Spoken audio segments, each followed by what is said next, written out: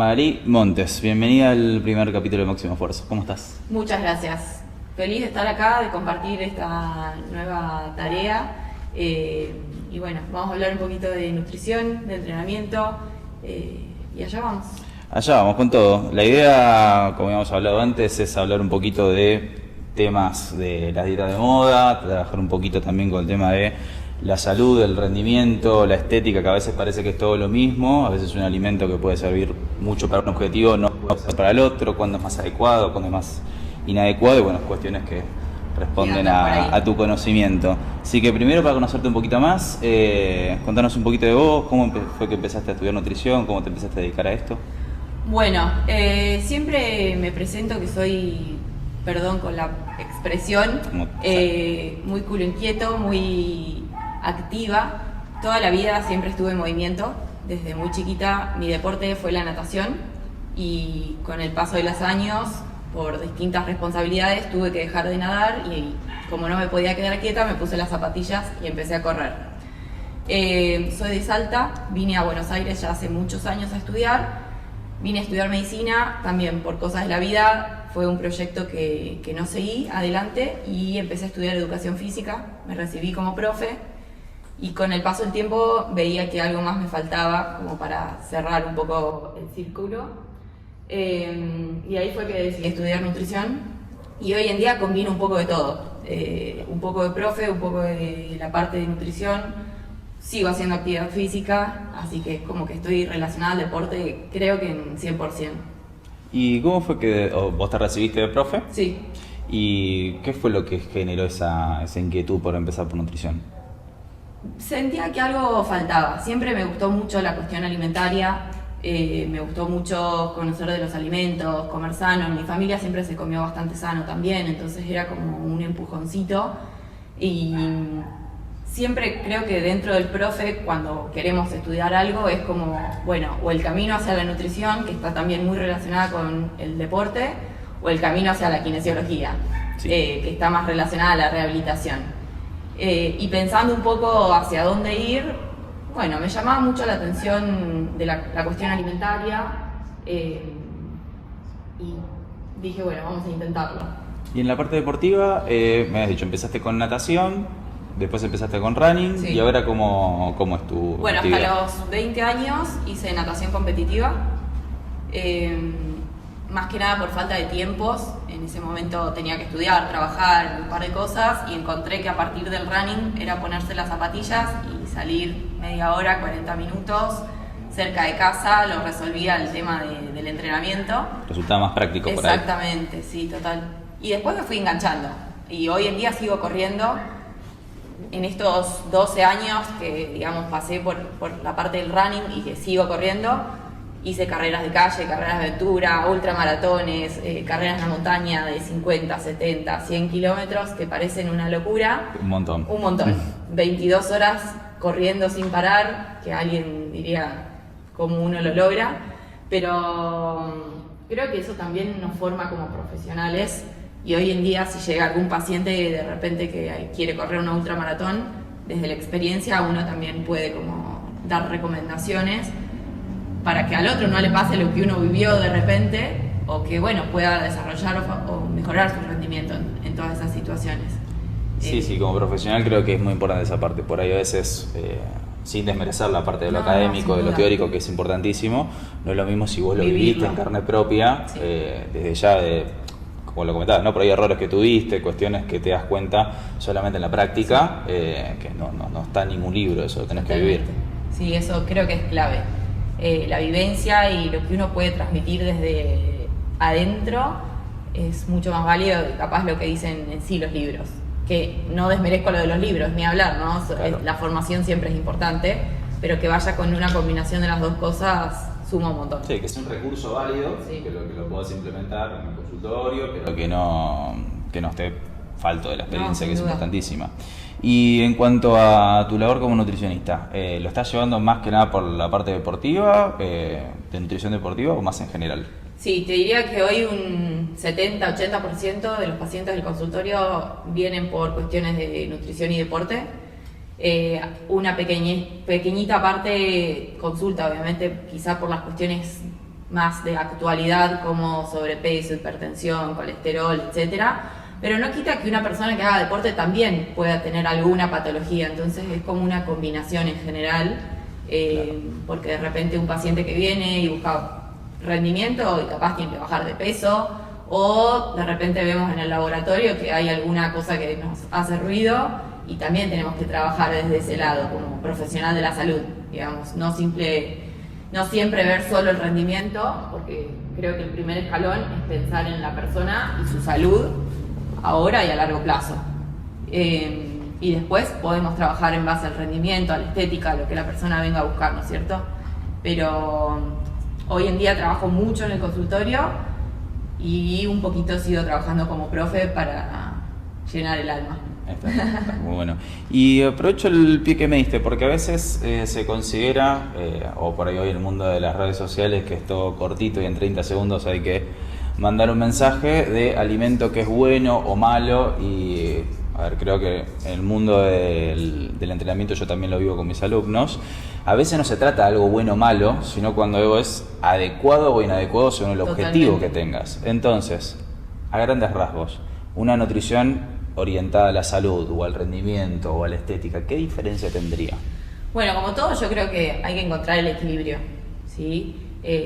No es que hay alimentos malos ni buenos, ni alimento que me va a hacer engordar ni adelgazar. Siempre mis pacientes se ríen cuando se van del consultorio porque la pregunta es, bueno, ¿qué no puedo comer entonces? Bueno, no comas veneno, les digo yo, porque eso sí, que quizás es mortal, pero el resto es encontrar un equilibrio. Ahora también está bueno diferenciar un poco el objetivo que uno tiene, si es de salud, si es de rendimiento, si es estético, y cuánto uno está dispuesto a dar en toda esa situación. Porque la realidad es que tampoco vivimos en una caja de cristal en la cual capaz puedo hacer un plan de alimentación pesando la comida todo el tiempo, o no teniendo reuniones sociales, o teniendo que ir a la casa de alguien o a un evento con un tupper, o habiendo comido en mi casa. Esa es, creo, mi creencia. Ahora, si de repente mi trabajo corresponde a tener un rendimiento deportivo, porque soy un deportista profesional o porque cobro un sueldo a fin de mes con respecto a mis logros deportivos, bueno, quizá en ese caso tengo que ser un poco más responsable con la alimentación y tener ciertos recaudos a decir, bueno, no sé, quizás este alfajor en este momento no me conviene comerlo, puede esperar, exactamente. Ahora, cuando uno busca un simple cambio de composición corporal o está apuntando a mejorar la salud, bueno, quizá podemos tener ciertas otras estrategias para relajarme un poquito más, pero bueno, todo depende del equilibrio, la cantidad, la frecuencia en que yo busque incorporar o no ciertos alimentos, ¿sí? Porque la manzana puede ser muy buena, pero si yo me como 15 kilos de manzana todos los días, y tampoco voy a encontrar ese equilibrio. Claro, no solo es también la calidad nutricional que pueda tener alimentos, sino también las dosis que uno tenga. Sí. Y en cuanto a un poco que nombrabas con la fruta, me hiciste acordar, el tema de los carbohidratos, sé que está totalmente organizado. ¿Cuándo sí, cuándo no? ¿En qué aspectos puede llegar a sumar o restar? Totalmente. Bueno, el hidrato de carbono es el nutriente estrella en general. Dentro de lo que es la nutrición, tendríamos que pensar que nuestra alimentación, en líneas generales, para una alimentación normal, debería considerar un 50% de ese nutriente que deberíamos incorporar, ¿sí? Abran los ojos así ahora. La realidad es que, como hablábamos recién, encontrar un equilibrio, ver la calidad de ese alimento. Los hidratos de carbono están en un montón de comidas en las cuales incorporamos. Están en las frutas, están en los cereales, ¿sí? Están en los lácteos, de repente, en una pequeña proporción. Entonces, encontrar un equilibrio, ¿sí? Creo que, como decíamos recién, los extremos generalmente nunca son los mejores, ¿sí? Dependiendo del objetivo que uno tenga. De repente yo tengo un paciente o hay un atleta que es corredor de resistencia, de fondo. Bueno, su alimentación va a tener que ser en gran proporción de los hidratos de carbono, claro. ¿Sí? Ahora, si de repente tengo un paciente que busca bajar de peso y tiene una obesidad, y bueno, seguramente sea un nutriente que haya que controlar, no restringir 100%, porque es un nutriente que nos da energía, ¿sí? ¿Y energía para qué podríamos pensar? Bueno, simplemente para el hecho de que nuestro organismo funcione, para poder pensar, para poder moverme, para hacer la digestión, para lo que fuera. Entonces, va a depender mucho de la cantidad que tenga ese organismo y los requerimientos y de la calidad que pueda elegir.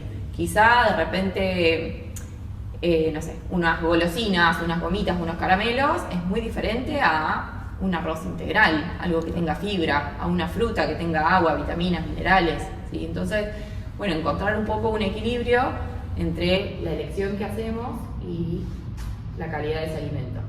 Hoy en día, la realidad es que suelen ser los malos de la película, claro, los hidratos de carbono, porque mucha gente le tiene miedo, rechazo, esa famosa carbofobia, pero más que nada viene asociada a ese hidrato de carbono combinado con una grasa, ¿sí? Todos los productos de panadería, pastelería, hacen que esa grasa suba muchísimo a las calorías que ese alimento tiene.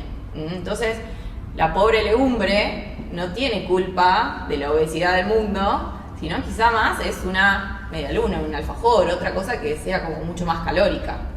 Pero también mucho menos saciante por ahí. Eso, también. Exactamente, ¿sí? La saciedad que puede llegar a dar ese producto es muchísimo menor y la combinación de una grasa más el azúcar o una grasa más la sal hace que al cerebro sea un sin parar, ¿sí? Porque si yo te pongo, no sé, tenés mucha hambre y te doy 1 kilo de manzanas, o tenés mucha hambre y te doy un paquete de galletitas, ¿cómo manejas? Probablemente con la galletita voy a seguir comiendo. Con la galletita te vas a bajar el paquete y las manzanas, ¿qué vas a comer? 2, con muchas ganas.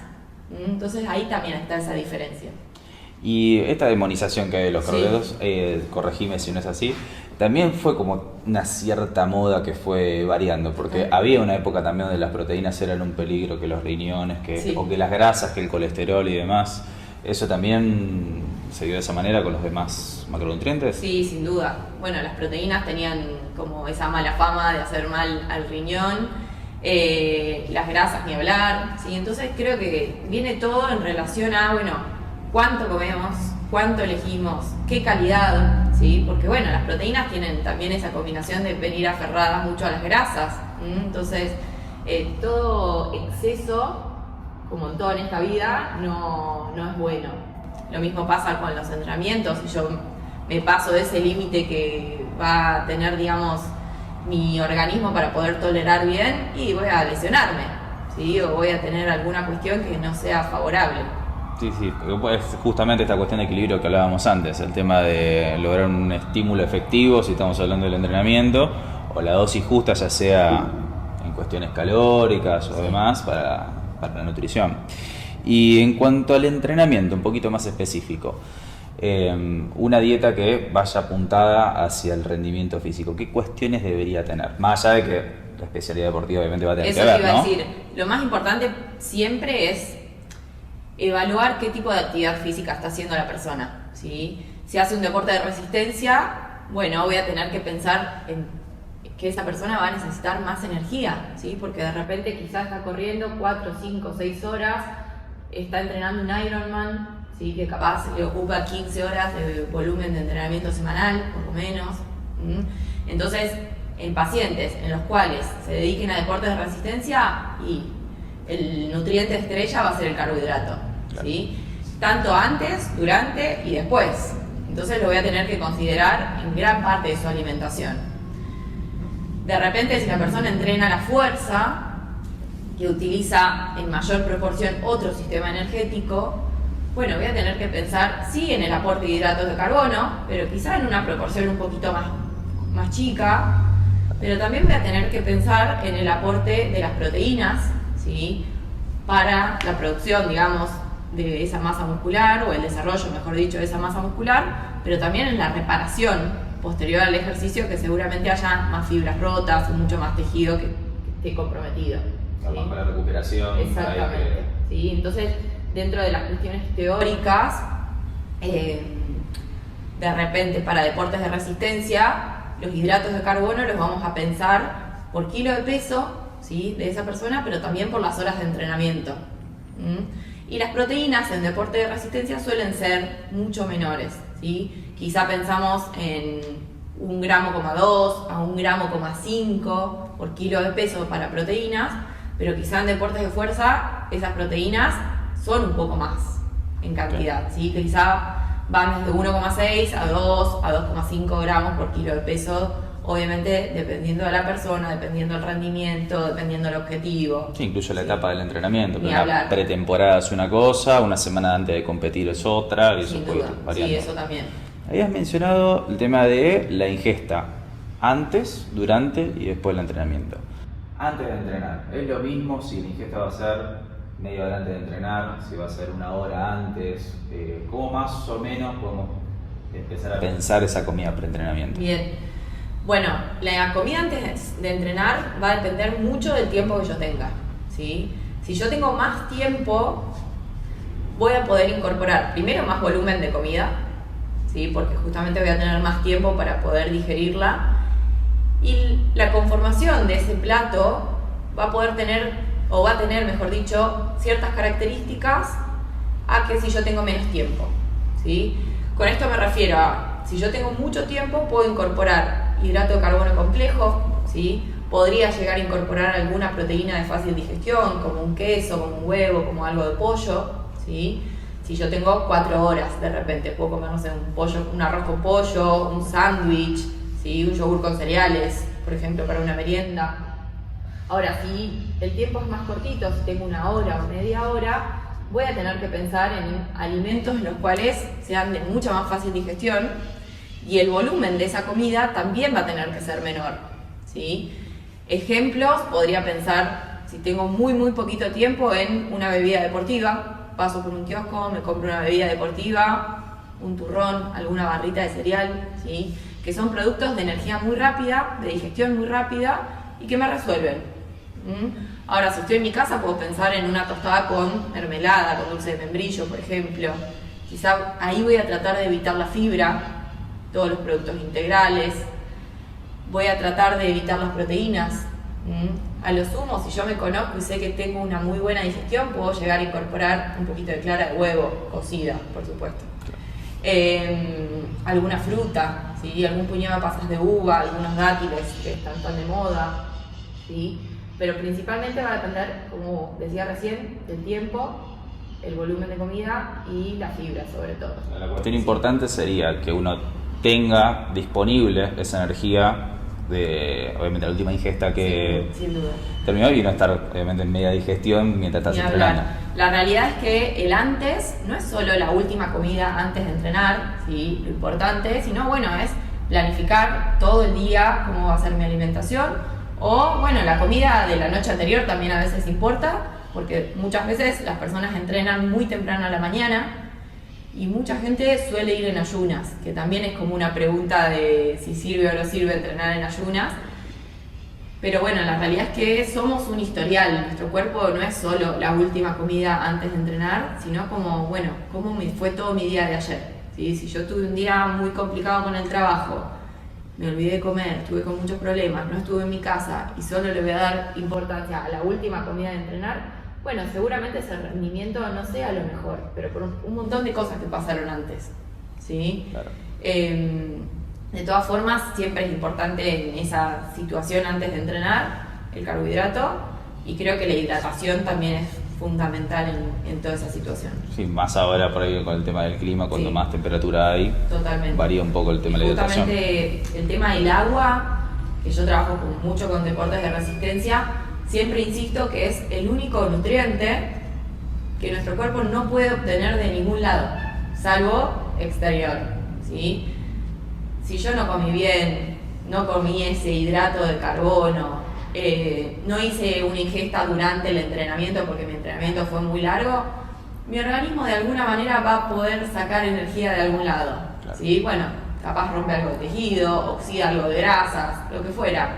El rendimiento va a disminuir, sin duda. Pero el agua no tenemos de dónde sacarla. Hay como un plan B, pero no. Claro, exactamente. Claro. Y en el durante varía un poco, imagino, según la duración del entrenamiento, la intensidad. Totalmente. El durante va a estar caracterizado principalmente por la duración del ejercicio. En general, para actividades de 1 hora, 1 hora y cuarto, me puedo estirar hasta 1 hora y 20 más o menos, no es necesario incorporar nada más que agua durante el ejercicio, ¿sí? Salvo que, hago un paréntesis, bueno, no haya podido hacer una ingesta correcta antes de entrenar, ¿sí? Se puede llegar a compensar un poco con lo que se consume durante. Exactamente. Por ejemplo, no pude hacer una merienda o mi almuerzo fue deficiente.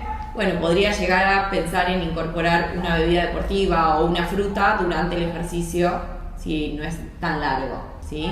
Ahora, si mi ejercicio o mi actividad física es más de 1 hora y media, ¿sí? Entreno 2 horas, 3 horas, como los deportistas de resistencia, o bueno, la gente, por ejemplo, que entrena CrossFit también suele tener entrenamientos bastante largos cuando están en una parte más competitiva, ¿no?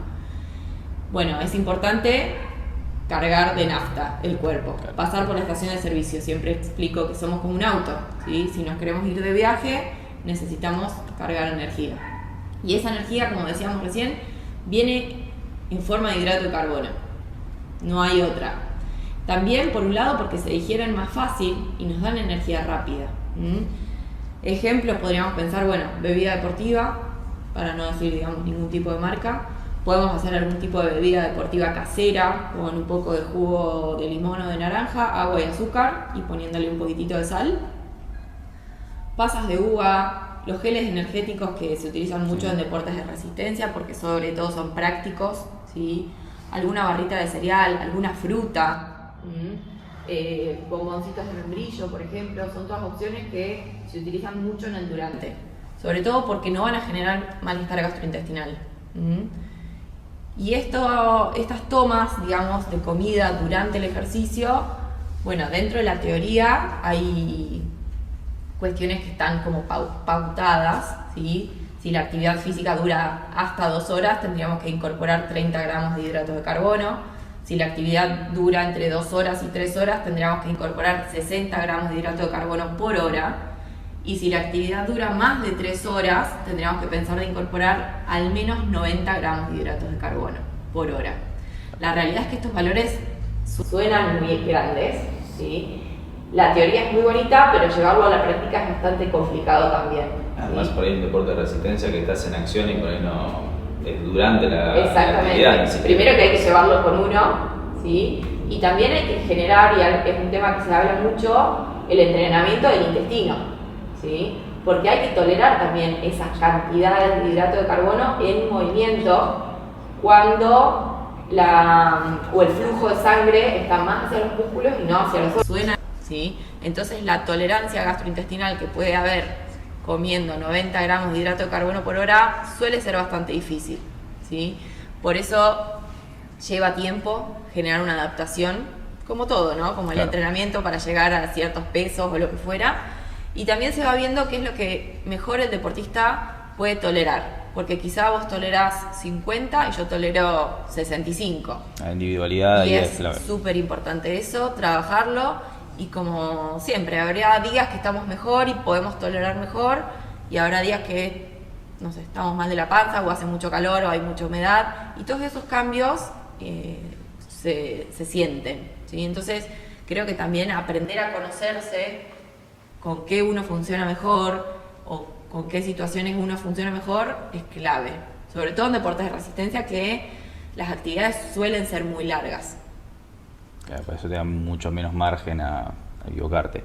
Y respecto al después, a veces con ahora que por lo menos yo estoy escuchando con el tema de la ventana anabólica, que de repente eran 40 minutos, que si no aprovechabas esos 40 minutos perdías cierto resultado, otros que te dicen que son 24 horas. ¿Qué tanta verdad hay con esta cuestión? Bueno, la ventana anabólica surgió ya hace muchos años, yo la escuchaba cuando era chica y era como, terminen de entrenar y coman algo lo más rápido posible porque se cierran las persianas del músculo y después no hay más chance.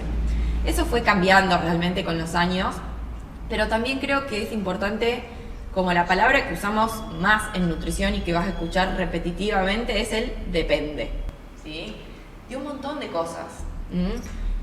Ahora, es pensar a quién tengo enfrente y cómo es su dinámica de entrenamiento, qué es lo que hace, con cuánta frecuencia, qué volumen está entrenando.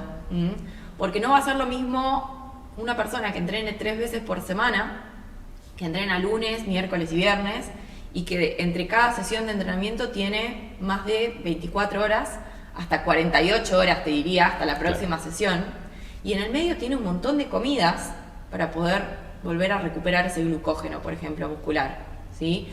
Ahora, si yo pienso en un paciente que, por ejemplo, en natación pasa mucho, que hacen 3 turnos al día, natación a la mañana, gimnasio al mediodía, natación a la tarde, bueno, en ese caso va a tener que ser lo más rápido posible, ¿sí? ¿Por qué? Porque voy a tener que recuperar la mayor cantidad de energía posible posterior al entrenamiento, porque seguramente tenga muy poquito tiempo para la próxima sesión. Y después del gimnasio, lo mismo, ¿sí?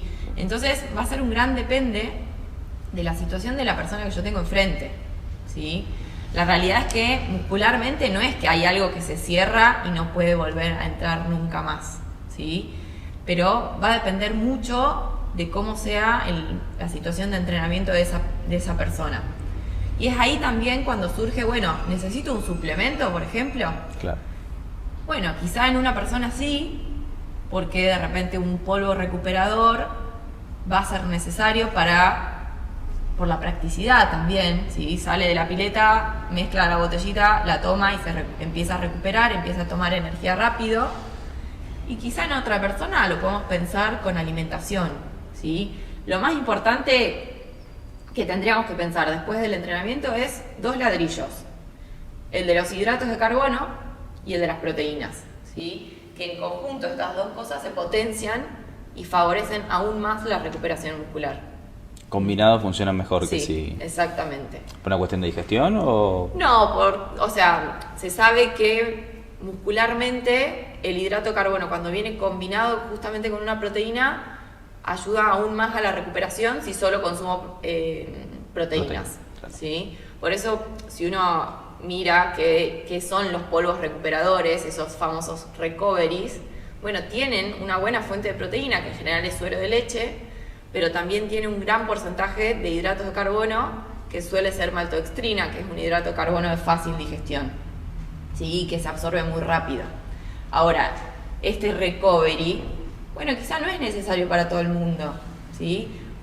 Quizá nosotros 2 entrenamos lo mismo, pero vos terminás de entrenar y te vas a trabajar, y yo termino de entrenar y puedo volver a mi casa rápidamente, porque vivo enfrente del gimnasio, y me puedo hacer una tostada con huevos revueltos, por ejemplo, ¿sí? Entonces, bueno, si yo tengo la posibilidad siempre de recomendar alimento, yo creo que no lo negocio. Pero bueno, muchas veces por practicidad, por tiempo, por la vida que llevamos, empiezan a surgir el tema de los suplementos, que no es tan mal, es una herramienta más, ¿sí? Y en algún caso, como hablábamos recién, ¿no? Por ahí la comida post-entrenamiento puede ser o más específica o no, dependiendo la periodicidad de los entrenamientos y Por la intensidad de los supuesto, mismos. sí. En cuanto a los suplementos, ¿puede ser un caso donde sea necesario directamente o siempre se puede reemplazar con comida? No, la suplementación siempre surge por esta cuestión, creo, de la practicidad, pensando obviamente en polvos proteicos o polvos recuperadores, ¿sí? Después tenemos suplementos que van a trabajar sobre lo que es el rendimiento deportivo, como es el caso de la creatina, como es el caso de la cafeína, la beta-alanina, el bicarbonato, los nitratos, todas esas cuestiones son aparte de la alimentación generalmente, ¿no? Si yo puedo resolver con alimentos, creo que siempre va a ser mucho mejor, porque además nos dan otro tipo de nutrientes, como los micronutrientes, vitaminas y minerales, que son más difíciles de conseguir en un suplemento. Nutricionalmente sí. Es más denso el alimento. Totalmente, siempre que te va a dar mucho más saciedad, vas a masticar, ¿sí? En general el suplemento es una bebida, pero bueno, surge frente a la practicidad muchas veces, ¿sí? No está para nada mal. A veces podemos hacer como un equilibrio, o hay quienes de repente no les gusta cocinar, ¿sí? Y eso también es válido. Entonces es como encontrar, bueno, a ver qué tengo enfrente y cómo se puede resolver. En general no hay una única respuesta en todo esto.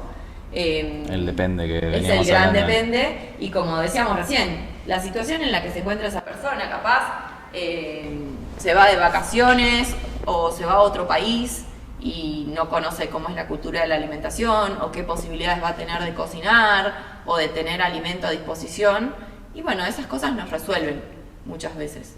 Y en cuanto a la suplementación, algunos por ahí estrella que se está repitiendo mucho, la creatina. ¿En qué caso puede servir? ¿Para qué puede servir? ¿Qué es? Bien, como nombrábamos recién, hay un grupo de suplementos que actúan sobre el rendimiento deportivo. La creatina hoy en día está en boca de todos. Es un suplemento que es uno de los más estudiados y más seguros que hay en el mercado. Se utiliza principalmente para brindar mayor energía y para producir el desarrollo de la fuerza y de la masa muscular, ¿sí? Más allá de eso, que se utiliza mucho en todo lo que es el ámbito del gimnasio, hoy en día también se está viendo dentro de otros estudios que podría favorecer, por ejemplo, o mejor dicho, a evitar la pérdida de masa muscular en adultos, ¿sí? O frente a todas las cuestiones cognitivas. Entonces, cada vez hay más estudios que podrían favorecer el uso de creatina.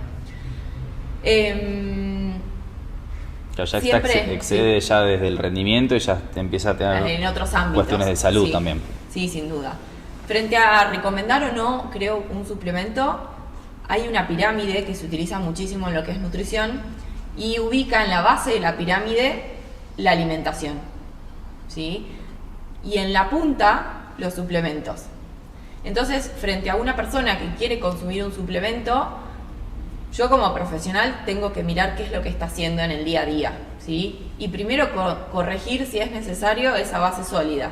Es decir, si el paciente no está comiendo lo que corresponde para su edad y su rendimiento deportivo, y no se justifica darle un suplemento, por lo menos para arrancar. Después puede ser que más adelante sí, pero primero prefiero que coma la cantidad de hidrato de carbono que necesita, la proteína que necesita, en los momentos que lo requiera, ¿sí?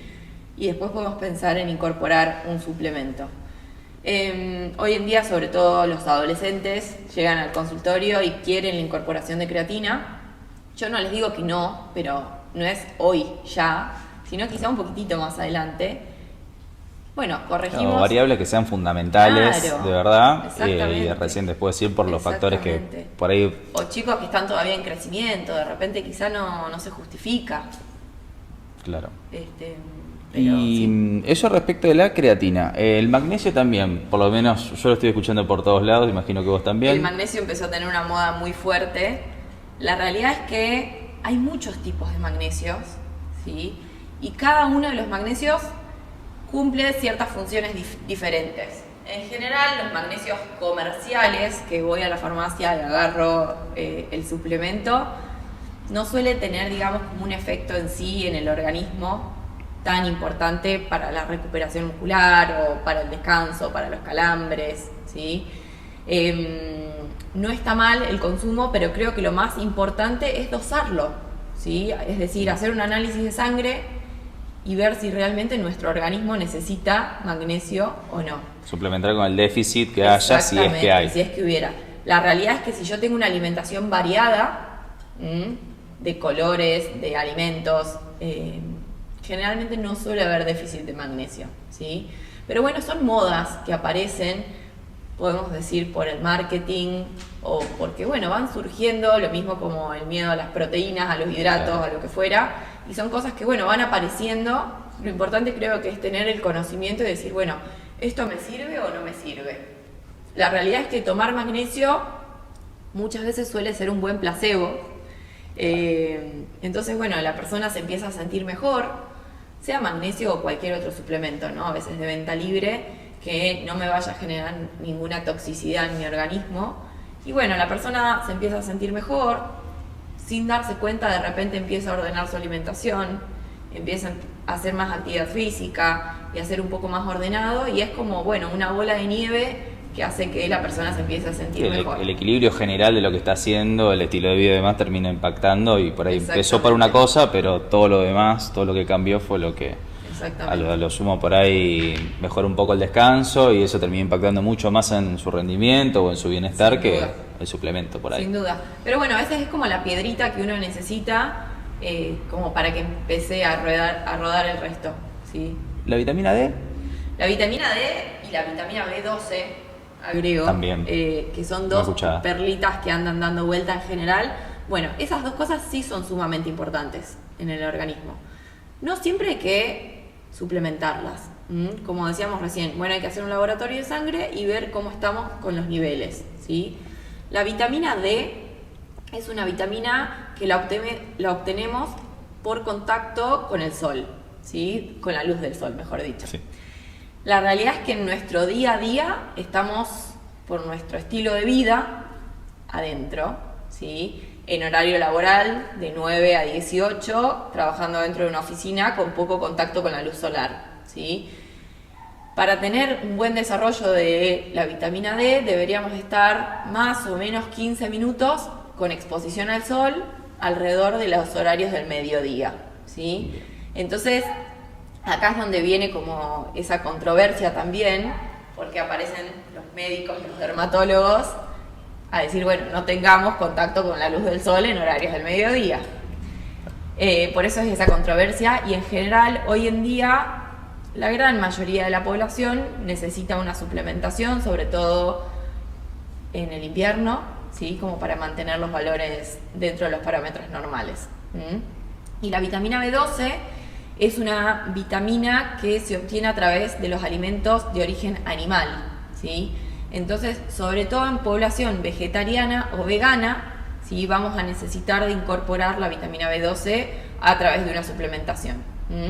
Las cantidades, bueno, va a depender mucho de quién yo tenga frente y cómo sea su alimentación, si incorpora o no huevos, si incorpora o no quesos, si incorpora quizá algo de pescado, por ejemplo. Y luego hay ciertos pacientes que capaz son omnívoros, pero comen poca carne, o quizá tienen algún inconveniente en lo que es la absorción a nivel intestinal, que hay que suplementar con B12 también. ¿Y la función de la B12 va a tener más impacto en cuestiones de salud, en cuestiones de rendimiento? Sí, sin duda. La B12 está muy relacionada con toda la cuestión del hierro y de la anemia, por ejemplo, que puede haber a nivel del organismo, ¿sí? Entonces, por eso también hay que testearla. Y tiene mucha relación con cuestiones a nivel nervioso, ¿sí? Del sistema nervioso. Por eso en niños o en adultos, digamos, que empiezan a tener una alimentación vegana, vegetariana, hay que tener también mucho ojo en eso.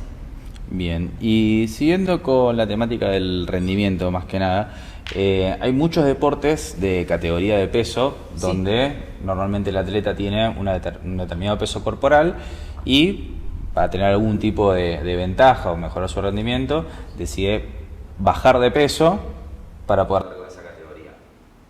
¿Cuánto puedo bajar antes de una competencia? ¿Cuánto antes tengo que empezar? ¿Cómo se planifica un recorte de peso precompetitivo? Totalmente. Bien, dentro de lo que son deportes de categoría de peso es otro mundo. Pasamos a otra cuestión totalmente distinta, que en general el ser humano, digamos, que entrena no escucha muchas veces de estas cuestiones, salvo quizá cuando ve boxeo o cuestiones más televisivas, ¿no? La realidad es que yo, como profesional de la salud, obviamente trato de mirar todo más global, más allá del rendimiento deportivo, ¿no? Es decir, ¿qué va a pasar con esa persona que sube y baja de peso todo el tiempo a largo plazo, ¿no? Eso creo que también es importante como mensaje, tenerlo en cuenta, decir, bueno, ¿cuánta alteración metabólica hay en ese organismo? Entonces, poder planificar a largo plazo esos descensos de peso creo que son sumamente importantes. ¿Qué peligro puede tener en este caso una persona que, ya sea por método de deshidratación, baja drásticamente la ingesta calórica, entrenando, porque no dejan de entrenar? ¿Qué efecto puede tener en su salud? Un montón. La realidad es que para ser extremos, la deshidratación no es algo que sea muy bueno en nuestro organismo, ¿sí? Como hablábamos hace un rato es el único nutriente en el cual nuestro organismo no tiene de dónde requerir, claro. ¿Sí? Y nuestro organismo, la realidad es que es un 70% de líquido.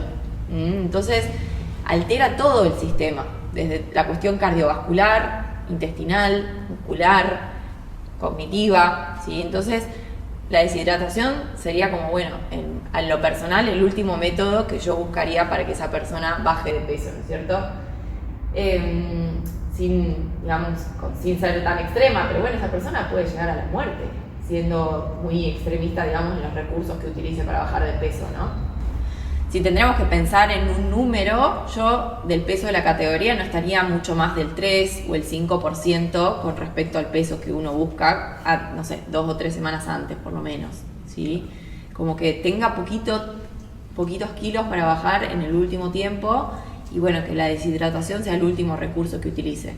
Pero muchos pacientes de repente están 10, 12, 15 kilos arriba de la categoría y se acuerdan el último mes que tienen que quedar con el peso, y ahí es cuando se acuden a esas dietas extremas, donde justamente no comen casi nada y entrenan un montón, entrenan abrigados, buscan deshidratarse y llegar a último momento arañando como sea con el peso.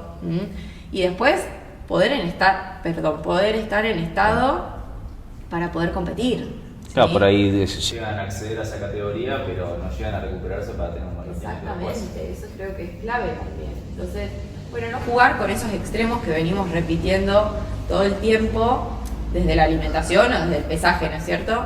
Y estar lo más cerca posible en general, digamos, de esa categoría. Y una vez que ya el atleta dio el pesaje, va a diferir del deporte. Hay deporte de combate donde hay 24 horas para recuperarse. En el levantamiento de pesas, por ejemplo, hay 2 horas nada más. Sí. En base, imagino que será el tiempo, ¿no? ¿Qué es lo que se recomienda? ¿Qué es lo primero que hay que tener presente para consumir después del pesaje? Bueno, va a depender de esta cuestión del tiempo, y también va a depender si ese deporte tiene un pesaje aleatorio después del pesaje principal, ¿sí?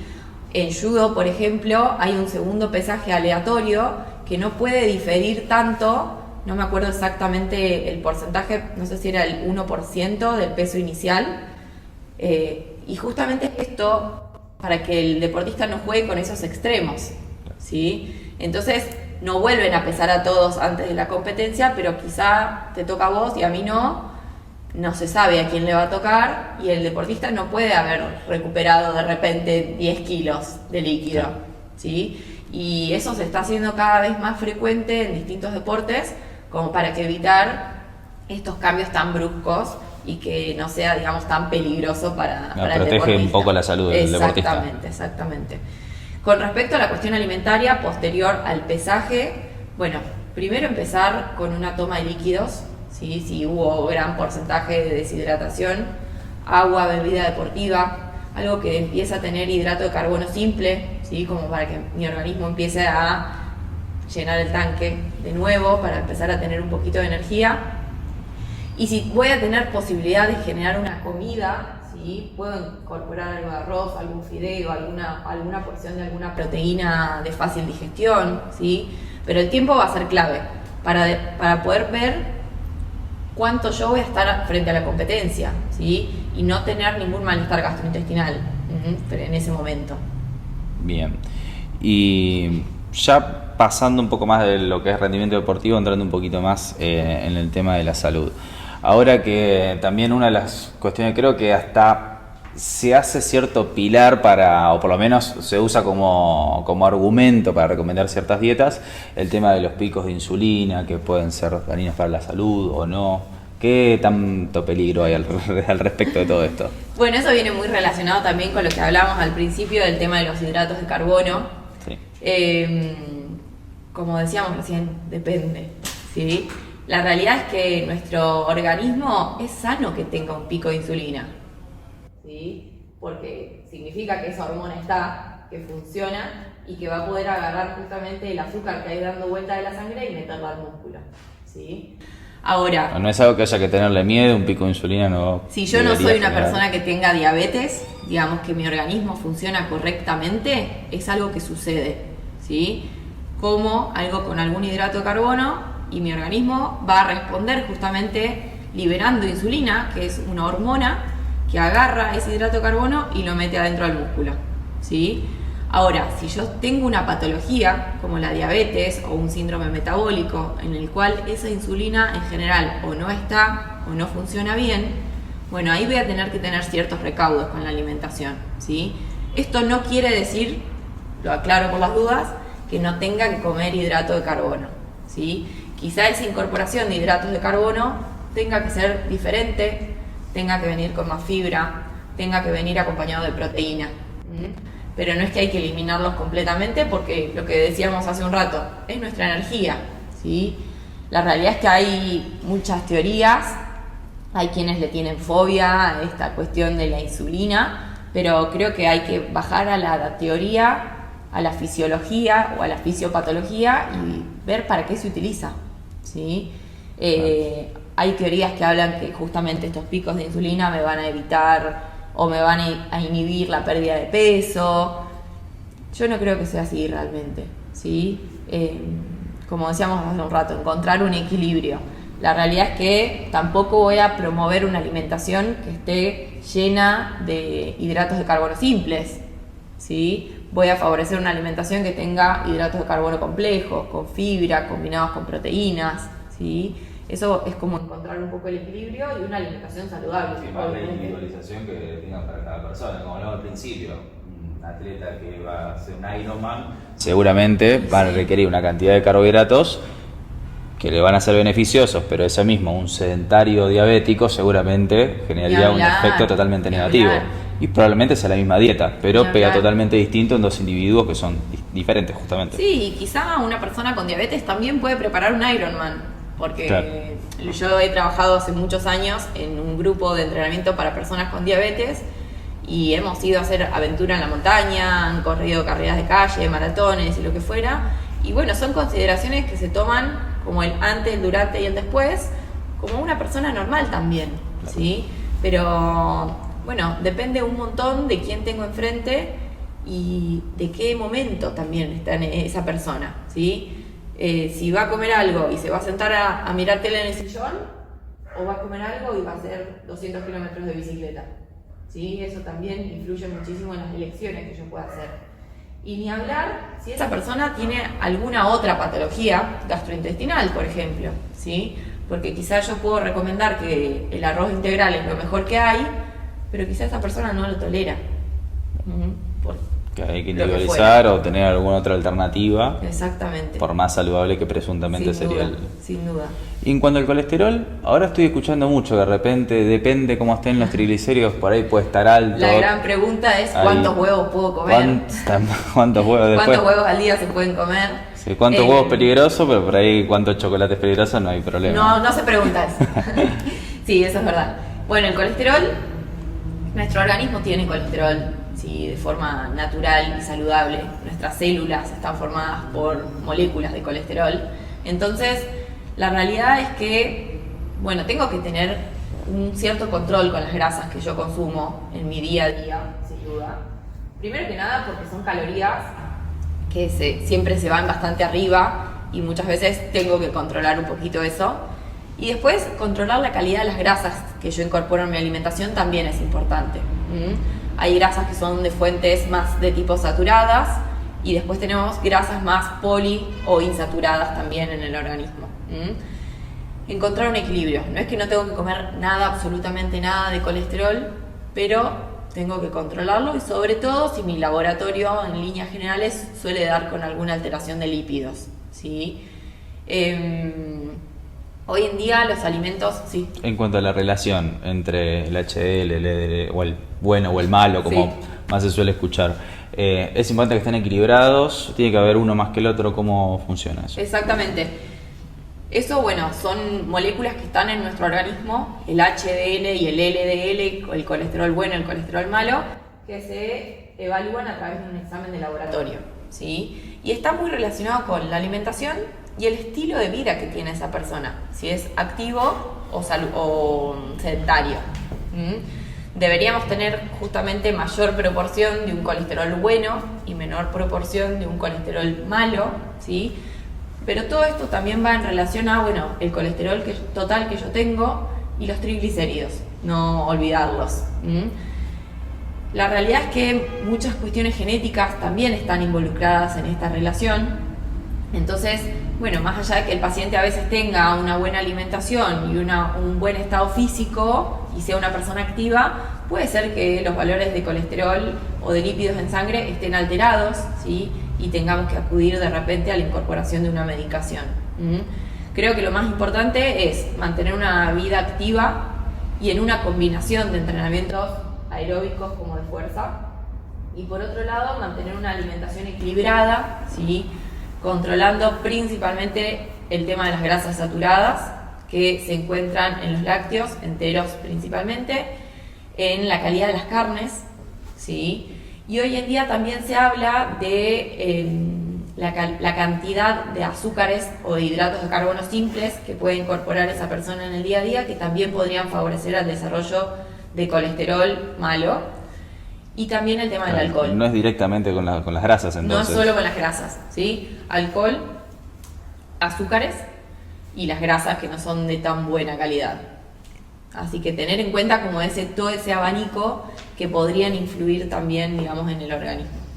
Y ahora también otro término que he escuchado mucho, el tema de la inflamación, que hay que tratar de consumir presuntamente alimentos que serían antiinflamatorios y demás. ¿Qué es?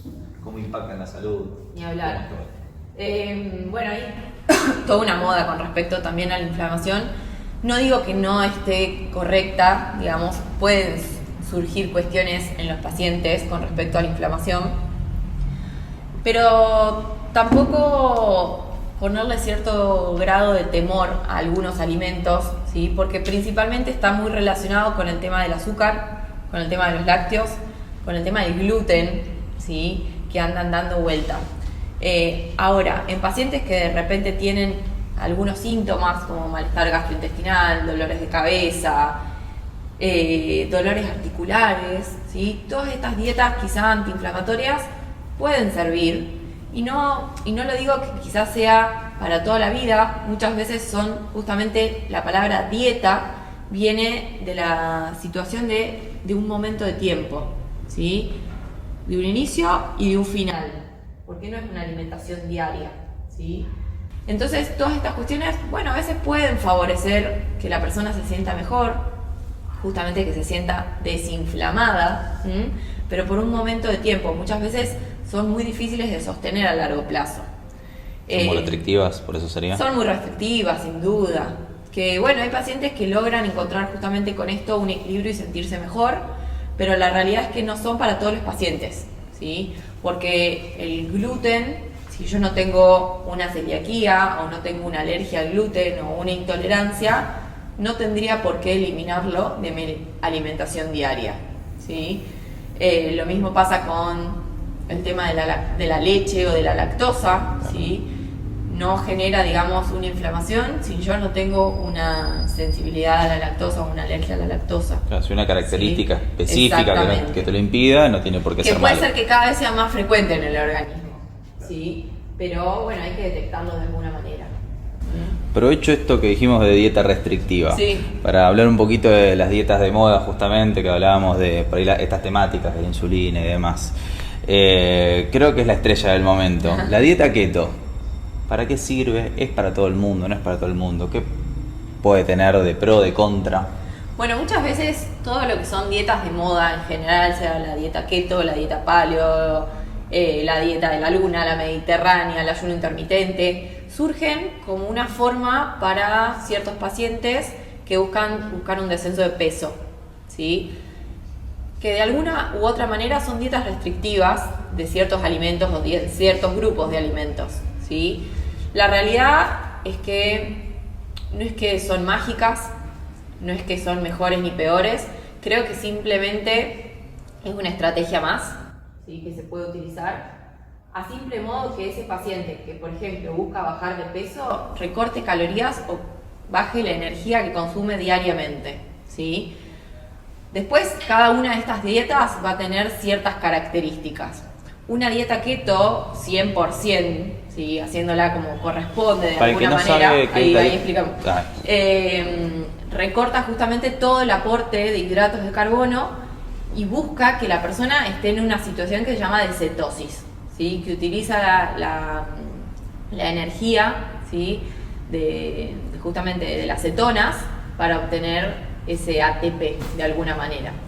La realidad es que una dieta keto solo considera el aporte de carnes o de proteínas, ¿sí? De origen animal, de grasas, ¿sí? Y frutas y verduras muy limitadas, porque justamente son alimentos que vienen de los hidratos de carbono. Entonces te permite incorporar, por ejemplo, un poquito de alguna hoja verde, como rúcula, lechuga, muy poquito quizá de algo de tomate y algún fruto rojo, ¿sí? La realidad es que este tipo de alimentación es muy difícil de sostener y sobre todo porque es muy baja en fibra también, ¿sí? Entonces, bueno, ¿qué efecto puede llegar a también tener en el organismo, de alguna manera, en toda esa cuestión gastrointestinal? Y por otro lado, la calidad de esa alimentación, lo que veníamos hablando recién también con respecto al colesterol y a las grasas en el organismo, ¿sí? Si yo solo voy a incorporar el aporte de carnes y grasas en mi organismo, ¿sí? Entonces, creo que lo más importante, si uno desea, digamos, llevar una dieta keto adelante, es hacer buena selección de alimentos. Que haya una palta, que haya un poco de aceite de oliva, que haya de repente, no sé, unas aceitunas, que haya carnes y cortes magros, y tratar de incorporar algo de frutas y verduras como para poder incorporar también el aporte de otros micronutrientes como vitaminas y minerales que son súper importantes en el organismo también. Claro, y se vuelve complicado justamente al restringir por completo un macronutriente, uno queda con muchas menos posibilidades. Y por ahí para una persona que todavía no tiene una gran educación que tiene con la nutrición por lo menos, o no sabe lo que come, o no está interiorizada, probablemente sea mucho más difícil de llevar. Sí, la primera transición en general que se hace es como esa dieta low carb o dieta baja en hidratos de carbono, que es un poco más flexible y permite sí la incorporación de frutas y verduras, por ejemplo, y que me va a permitir como una transición o estar en esa situación. Pero bueno, también va a depender, por ejemplo, del tipo de actividad física que la persona haga, ¿sí? Porque un paciente que haga deporte de resistencia en una dieta low carb o en una dieta keto, y va a ser como andar a gas, ¿sí? Bueno, va a llegar, pero ¿a qué costo también ese ejercicio? ¿Y cómo va a ser su recuperación y su situación posterior al entrenamiento o la competencia? ¿Y en qué otro tipo de disciplina deportiva sí podría encajar una dieta keto? Me dejaste Difícil, sin palabras. ¿no? Por ahí, a ver, yo practico levantamiento de pesas. No, sin duda. De repente, qué sé yo, en un paciente que no tenga un desgaste energético tan grande, que de repente, como hablamos hace un rato, que entrene, no sé, 3 veces por semana, 1 hora, qué sé yo, el trabajo en un gimnasio y que no tenga una consideración capaz tan aeróbica o tan demandante, podría ser una estrategia para algún momento y para encontrar de repente un descenso un poquito más rápido y que lo motive, por ejemplo, ¿no? Porque ese descenso principalmente va a venir dado por la pérdida de glucógeno a nivel muscular. Entonces el paciente a la semana se va a pesar y va a pesar 2 kilos menos porque va a estar vacío de alguna manera de glucógeno y de líquido. Y bueno, quizás es una forma de motivarse a seguir cambiando, a seguir incorporando actividad física, a seguir comiendo mejor, etcétera, ¿sí? Pero quizás como el empujoncito que necesite. La realidad es que hoy en día una dieta cetogénica, por ejemplo, se usa como estrategia, yéndome de la nutrición a otro lado, en pacientes que tienen epilepsia, por ejemplo. Entonces, bueno, es como te digo recién, depende de quién yo tenga enfrente, le voy a recomendar una estrategia o no, y quizá por una cuestión de salud, esa persona puede seguir ese plan de alimentación para evitar tener ciertos ataques, por ejemplo, ¿no? Y cada vez se ve que hay mucha más evidencia en ese sentido. Bien, y siguiendo con las dietas, dietas veganas o vegetarianas, ¿qué impacto tienen? Bien, lo más importante creo que en ese caso es respetar lo que el paciente quiere, ¿sí?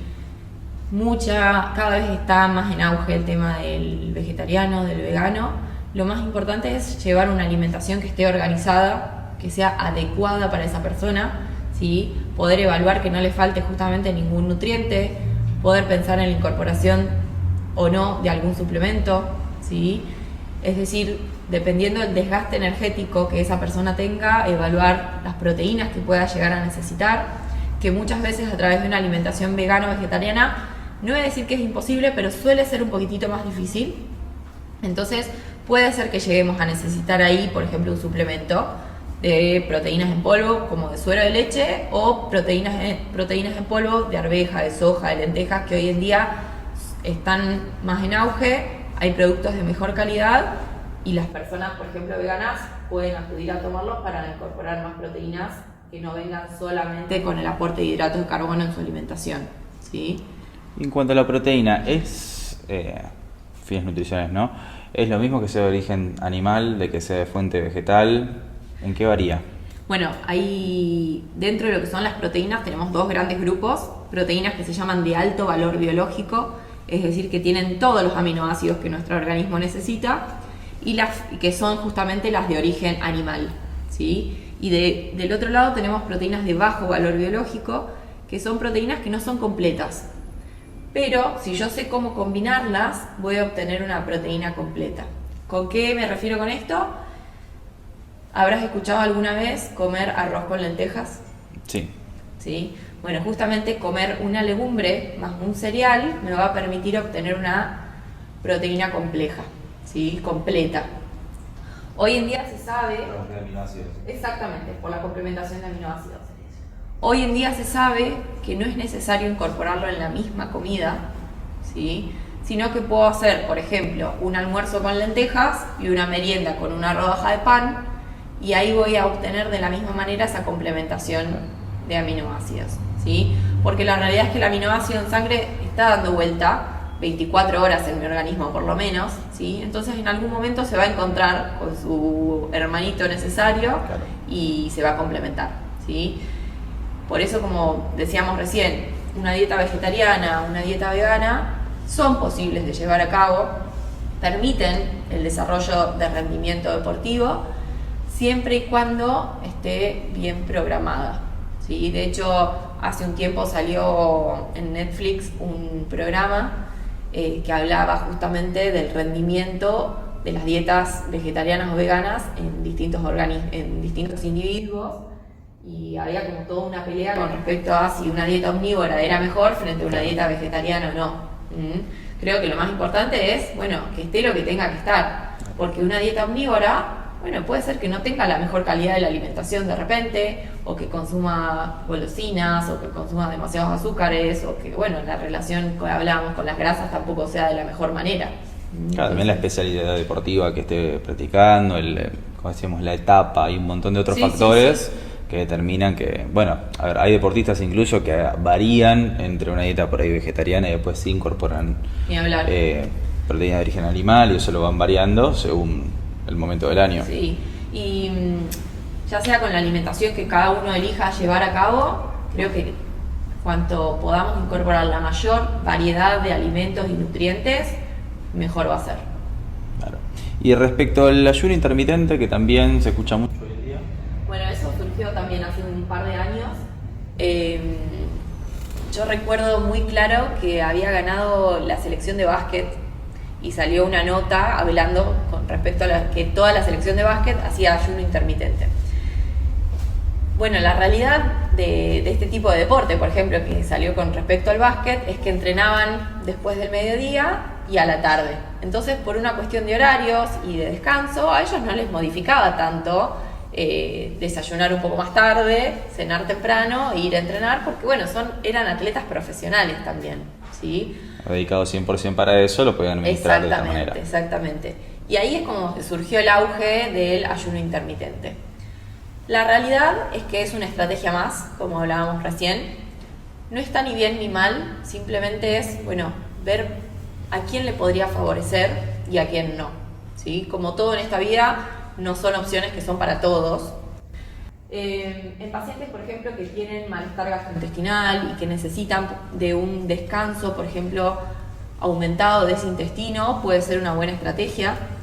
Muchas veces surge justamente como alternativa para el descenso de peso. ¿Por qué? Porque justamente estoy eliminando un gran tiempo en el cual esa persona no va a ingerir alimento, ¿sí? Porque el ayuno intermitente lo que habla es, bueno, poder incorporar alimento desde un cierto horario hasta un cierto horario, ¿sí? Hay distintas formas de generar el ayuno intermitente. Está el 12-12, está el 14-7, 16-8 se escucha mucho 16-8, exactamente. Entonces son rangos de horario en los que puedo comer y en los que no puedo comer. Y en ese caso, justamente limita la incorporación o no de alimento en determinados momentos, ¿sí? Lo más importante es, bueno, poder evaluar en esa persona si realmente le sirve para su estilo de vida, ¿sí? Porque si de repente mi paciente termina de entrenar a las 11 de la noche y yo le digo que no cene después de entrenar, claro, porque tendría que haber cenado a las 8, bueno, altera muchísimo esa situación. Si la persona entrena 3 turnos, bueno, quizás no puede comer en ningún momento y recuperar energía. Claro, depende más en cierto punto de del estilo de vida, de los entrenamientos, de las tareas que... Exactamente, sin duda.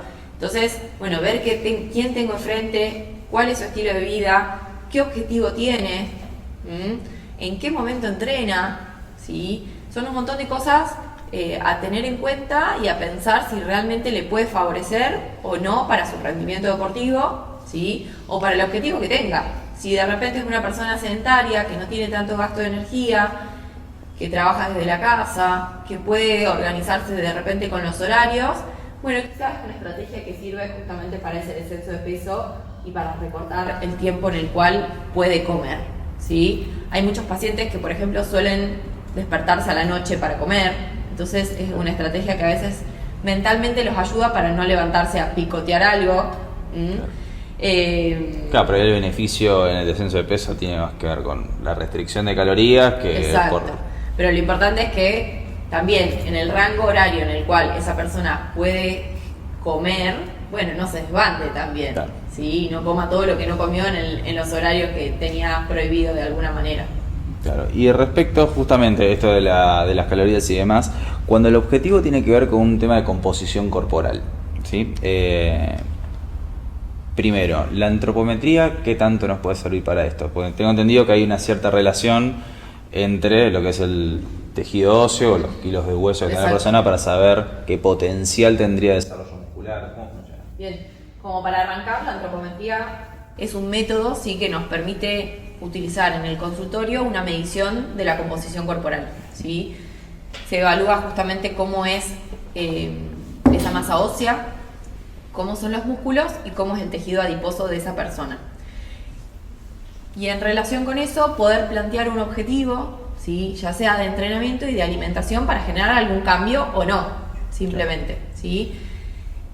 Nuestro organismo, nuestros huesos, siempre digo, funcionan como una biblioteca de sostén de la masa muscular, ¿sí? Entonces, si yo tengo una biblioteca chiquita o una estructura ósea chiquitita, voy a poder desarrollar menos cantidad de masa muscular, claramente.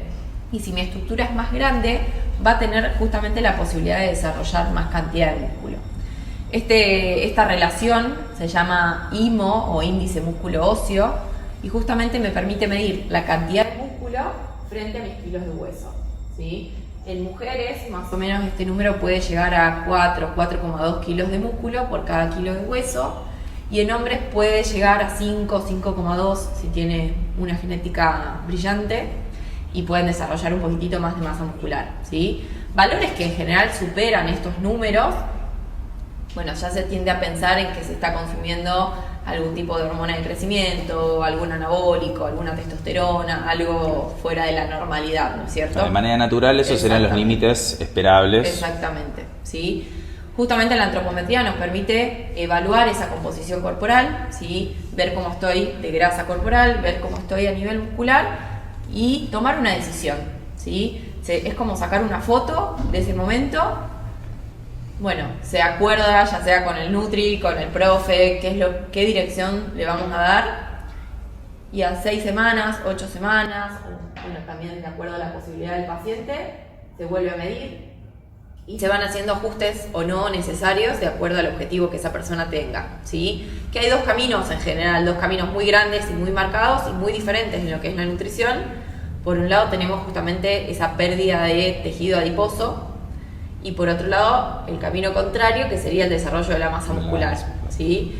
Que obviamente las cuestiones de la alimentación van a ser diferentes, porque en un camino voy a necesitar recortar de energía y de calorías, y por otro lado voy a necesitar dar un poco más de calorías y de energía, ¿sí? Voy a tener que construir, yo siempre doy el ejemplo de quiero construir una casa, voy a necesitar de los materiales de construcción, como el ladrillo y el cemento, que van a ser en líneas generales los hidratos de carbono y las proteínas. Bien. Y por otro lado voy a necesitar los obreros, que los obreros van a hacer justamente el ejercicio físico y que sea orientado a eso también, que esté, digamos, orientado al desarrollo de la masa muscular. Y que haya un estímulo adecuado para exactamente.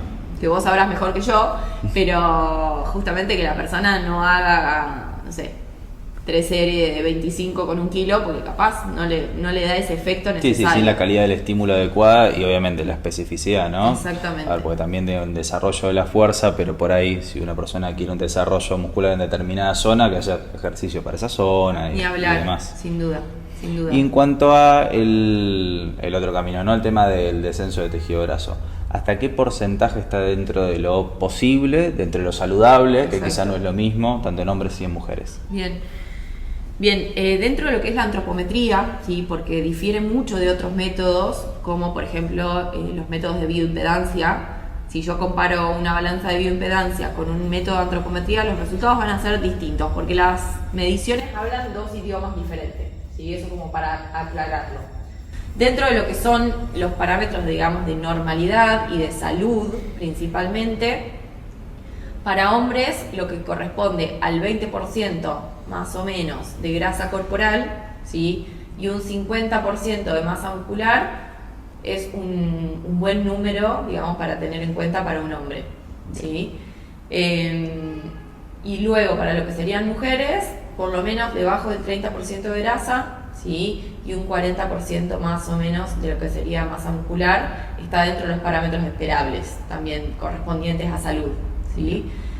Con respecto a lo que sería una cuestión quizá más estética, está bueno, digamos, prestar atención a lo que decías recién, decir, bueno, no pasarse, digamos, de ese límite tan bajo, porque en general suele afectar después toda la cuestión de la salud, del desarrollo de hormonas y de un montón de cuestiones que en líneas generales se habla de lo que es el REDS, ¿sí? O el déficit de energía relativa en el deporte, ¿sí? Que quizás es tema para otra charla, sí. Pero que son cuestiones que están muy relacionadas a las cuestiones hormonales, ¿sí? Tener un bajo porcentaje de grasa corporal puede influir en la salud y sobre todo en todas las cuestiones hormonales, ¿sí? Que eso va a ser una bola de nieve que después me altere, por ejemplo, en mujeres todo el periodo menstrual, ¿sí? Y al estar alterado el periodo menstrual puede venir de un desarrollo de la osteoporosis temprana, ¿sí? Entonces no es algo, digamos, menor y hay que tenerlo en cuenta.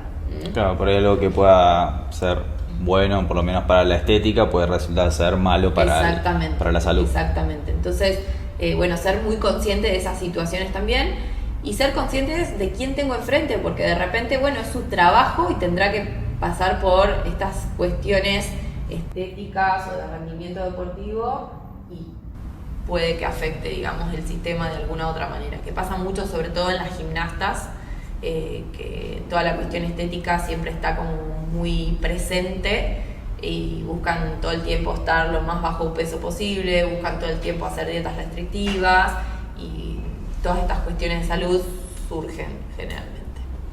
Excelente. Y para ir cerrando, si alguien te quiere consultar, ¿cómo se contacta con vos? Redes sociales, teléfono, lo que quieras pasar. Bien, bueno, mi Instagram que es Maggie-nutrición, me pueden contactar por ahí y siempre abierta a cualquier duda, cualquier consulta, lo que necesiten, encantada siempre de responder y poder ayudar. Bien, ¿pasaste bien? Hermoso. Bueno, le voy a pedir a los chicos de la producción si por favor tenemos un pequeño regalo acá para la entrevistada. ¡Qué honor! Que es una remera del grupo, que todo esto, hay un detalle importante a contar, que este es nuestro primer capítulo, pero ya tenemos nuestro primer sponsor, que es Estudio África, que se encargó de la imagen de Muy bueno. Muchas gracias. De este podcast, así que para que lo disfrutes. Para entrenar. Así que bueno, gracias por estar acá y bueno.